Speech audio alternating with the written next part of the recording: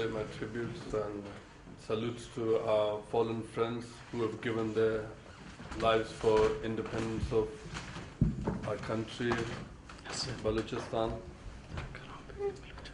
I'll start with talking about Pakistan, why Pakistan was created and how it came to being and then started occupying its neighbors. Pakistan was created by the British for their imperial designs to control South Asia and the rest of the world. As it was created on the name that it's going to be a country for the Muslims, the first country which was created in the name of Islam or for a religious purpose. And their purpose was to protect the Muslims. At the same, when it was created, it divided Muslims of subcontinent. Muslims were divided into three parts: Bangladesh, Pakistan, and people who lived in India, almost 300 million. So it was a design to divide the Muslims. It's just a design which I have to speak about why the British did that. Then the creation of Pakistan was to protect the Islam or Muslims of the world, be the vanguard of Muslims. What it did, the first move was to come and invade another Muslim country, which was Balochistan. Balochistan was invaded within 8 months of its independence by the Pakistani state. So that the sole purpose of creation of Pakistan was all wrong, what they were saying to the people, while 2 million people died for the creation of Pakistan, an artificial country which was not needed in that region at all. People of that region were always living in harmony, peacefully. But when Pakistan was created, things changed. Massacres started, occupation started, hatred was born over there. So we have to see what Pakistan did with Balochistan. My friends have given a brief documentary that showed the whole history of Balochistan since occupation of Pakistan started in 1947. What they did, they came into Balochistan, they occupied it, they forced the Khan of Kalat to join Pakistan, and under duress.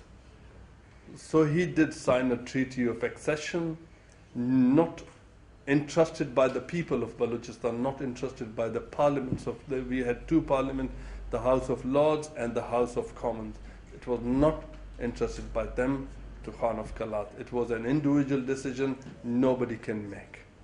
So on that basis, Pakistan still has got this pretext that they have the rightful accession treaty agreement with them, but it was duress. And it was not rightful, not under international laws. We have to emphasize on that. What they had done was a colossal criminal move. And they should be brought to justice just for that one reason. They started they have had 5 military major operations in Balochistan, and 5 wars of independence has happened since 1947. The first one was started by Prince Abdul Karim, the governor of Makran and Haran. So he went to Afghanistan and resisted the Pakistani occupation. Thousands of people died then.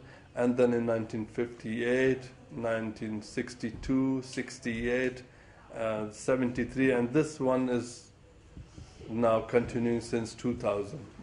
In these operations, thousands of young Baloch men, women have perished. And Pakistan has taken thousands of people. In 1973, as I was really young at that time, I remember that war. People used to come and we used to see them with bullet wounds and all. So these are the facts which created us, the new generation, to work for independence of Balochistan, to go on and confront the tyranny of Pakistan. And this time what they have done is a new policy of kill and dump. They go and pick young men who are not talking of violence, not talking of any kind of armed resistance. They are democratic, political organization, but they have been picked up, they are tortured, taken away for years and years. Nobody knows where they have been kept. And then when we see their bodies drilled, tortured, burned, and then thrown in desolate areas of Balochistan, in mountainous area alongside roads. So this is happening since last 1 year. 180 young men have been thrown onto different areas of Balochistan. It's a new policy of Pakistan, as they continued they are continuing their previous policies. They had started their ethnic cleansing, ethnic flooding, where they have sent millions of people into Balochistan to make the Baloch population minority in their own homeland. And then when they could not succeed in that design of their evil design, they started this kill and dump policy in past 1 year, where they pick up young men and take them and torture them and kill them and throw them away. And still we have about 10,000 missing young men in Balochistan. We do not know where they have been kept and what kind of treatment they are being met with, or what is happening to them. So basically we have to tell the international community that they have to, our friend gave a good example where the United Nations speaks about one individual move in Syria, but they forget about millions in Awaz and Azar and Kurdistan, Tamil, Balochistan, but they do forget about us. They have forgotten us systematically, rather than that it's not a big thing. It's not in their interest in these days. That's why they just try to avoid us.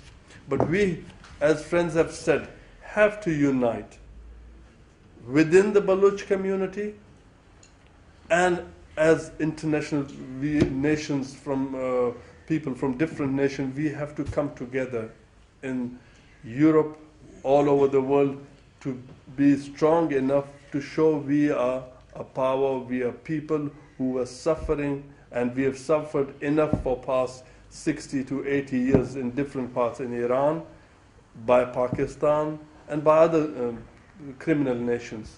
Let's say dictators of the world are controlling innocent and oppressed people of Awaz, Azaris, and Kurds. What are we asking for? As we were in 1948, we declared an independent state. We asked for a democratic, a secular, as by nature Baloch people are secular. We are secular people. We are proud of being Muslim, but we do not take it to the extent of fanaticism. That's a practice of each and every individual, rather than imposing it on people and making them do something which is not acceptable by any norms. So we are secular by our nature, and we want to practice our religion in our own private way, rather than impose it on someone. But the Pakistani state has different design. As they have been created by another nation with another design, they have to create instability all over the world, create these jihadi elements, send them, export them to different parts of the world just to be a nuisance. And they want the same, as Baloch are sometimes called non-Muslims by the Punjabis, who are the rulers of Balochistan, or running the whole of Pakistan, just because we are secular. And they want us to practice Islam in their way. But we have practiced it in our own way for hundreds of years. We do not want to change that. And that's why we are called lots of different names. Sometimes the Baloch were called communists, sometimes infidels, and then anti-Pakistan. We do not belong to that country. We are an occupied territory, and they call us anti-Pakistan. They are anti-Baloch. They've rolled in, they've brought tanks and jets into Balochistan in 1948. And then they occupied our land, and now they are calling us, they are the brutal force, the barbarians who are brutally torturing our countrymen. As yesterday I've known that there's been some skirmishes, people have died, Pakistani forces. In retaliation, what did they do? They killed two men, a woman and a man. A woman by the name of, as she was very old, Dadi, that's in Balochi, grandmother, and some Vadera Kaisar in Mari area, about 80 years. Both were about age of 80. This is the way they are showing their Islamic values or humanity. I would put it that way. And what we are asking for today as well, to unite on the basis of democratic values. When Balochistan, inshallah, very soon will be independent, it would be a democratic society, tolerant society, a stability for the region and a stability for international community and prosperity for the people. That's what we want. We had these kind of values in pre-occupation, and we still uphold those values.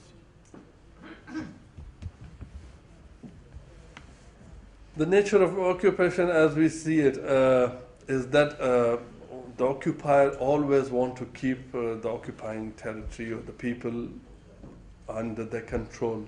They've got different tactics. First they put them in prison, bring up, as in Pakistan we have seen different kind of allegation cases, political cases, which we have gone through. Most of our friends who are here also have gone through that kind of political cases, false cases, lies against us, then put us behind bars, and just to silence the voice of independence. But that's one step, the first step they do. Then they go ahead, started picking up, torturing people, scaring them. And then they start, now we have come to that point when they have literally started killing, torturing young men just because they cannot buy their loyalty, or they cannot tell them to change their mind from independence to a pro-Pakistani, a pro-parliamentary politics. Now these young men have given their ultimate sacrifice, that is their precious life, for the sake of Balochistan. And what was that they wanted? They have given their lives. They did not budge. They did not go and sell their loyalty to Pakistan. What did they wanted? They wanted independence of Balochistan. They wanted a united, independent Balochistan, a democratic, secular, freedom-loving Balochistan. Not that we join Pakistan and become part of that Pakistani administration, or become a puppet government of, as there is a puppet government today in Balochistan, which is part of Pakistan, which has conceded to the enemy, becoming their part, working against the independence of Balochistan. So again, I would say these young men, these people, and thousands before them had given their lives for the independence. And what we should learn from them, and what we should do today, we should be united. We should come together, again, on what point? Unity on the basis of equality and independence of Balochistan. That's the basis. Our friends do ask for unity, but what should be the basis? The basis is independence of Balochistan. As our friends all over in Iran, our Awazi friends are asking the same. Tamils had asked the same for independence. The way they were dealt by the Sinhalese in Sri Lanka, nobody bothered to talk about that. We should go far away and see what's happening to other oppressed people. Then we learn from their mistakes and how they are successful and from their successes. This is way forward. That's how we can go forward and become a voice in international community and all over the world. Then now our unity means a lot, and today, and this is the time, now is the time we should come together, be together. Finally, I would say, again, as our good young men have given their lives, the reason again would be independence. They had a vision. The vision is again clear, to be together, and we should know their vision, what they wanted, and that vision is independence. And I think we all should come together, not to support those. My final words would be in Balochistan, especially these words are for Balochistan and Baloch people, not to follow those political parties or elements or individuals who are supporting Pakistan and Pakistani policy, Pakistani parliament. We should speak against them, because we have to draw a line to make people understand these young men did not die for the Pakistani parliament or Balochistan parliament under Pakistani occupation. Their vision was independent Balochistan. So unity of Azerbaijani friends, our Al-Awazis, Tamil, Kurds, that should be our unity, and we should strive for that and work for that. So in the end, I would say every man dies, but these men did not die. They are in our hearts. So we salute them. Long live.